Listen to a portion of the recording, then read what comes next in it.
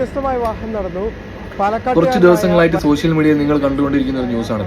അവർ കൊടുത്തിരിക്കുന്നത് വ്യത്യസ്തമായ കല്യാണമാണ്. 24 ആണ്. ഓക്കെ, 24 എനിക്ക് പറയാനുള്ളത് വ്യത്യസ്തമായ കല്യാണമല്ല മിസ്റ്റർ. 90കളിൽ നമ്മുടെ ദാസേട്ടൻ 90കളിൽ കല്യാണം കഴിച്ച ആളാണ്. ഞാനൊക്കെ ജനിക്കുന്നതിന് മുന്നേ കല്യാണം കഴിച്ച ആളാണ്. ഇതൊക്കെയാണ് അപൂർവം. പിന്നെ നിങ്ങൾക്ക് നാട്ടിൽ കേരളത്തിൽ എണ്ണുകയാണെങ്കിൽ ഒരു 80 ഫാമിലി നിങ്ങൾക്ക് കിട്ടും.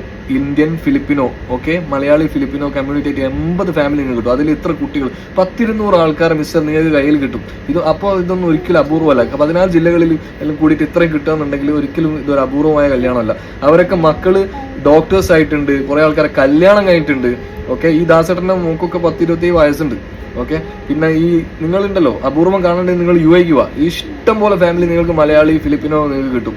ഓക്കെ, ഇനി അതും വേണ്ട, നിങ്ങൾക്ക് ന്യൂസ് ആയിട്ടാണ് വേണമെങ്കിൽ ഒരു ആലുവയുള്ള കരീം ഖാന്റെ വൈഫിന് ഇന്ത്യൻ നാഷണാലിറ്റി കിട്ടിയിട്ടുണ്ട്. നിങ്ങൾ അറിഞ്ഞിട്ടുണ്ടോ? ഇന്ത്യൻ നാഷണാലിറ്റി, അതൊക്കെയാണ് അപൂർവം.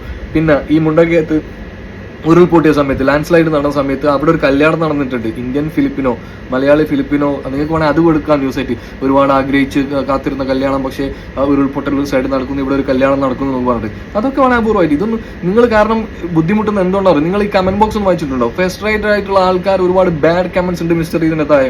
ഞങ്ങളെ ഫാമിലികളാണ് ഇത് കാണുന്നത്. ഓക്കെ, ഒരുപാട് ബാഡ് കമന്റ്സ് ഫിലിപ്പിനോ എന്ന രാജ്യത്തെ കുറിച്ചിട്ട് ഒരുപാട് ഹേറ്റേഴ്സ് ആക്കി വേണ്ടിയിട്ടുള്ള ഒരുപാട് കമന്റ്സ് ഇതിലുണ്ട്.